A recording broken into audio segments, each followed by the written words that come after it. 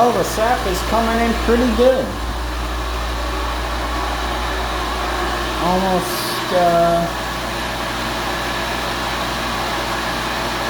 700 gallons maybe of syrup we've made so far this year. Who knows?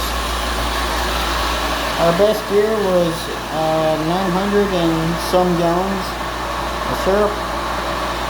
And yeah, it's been pretty decent so far.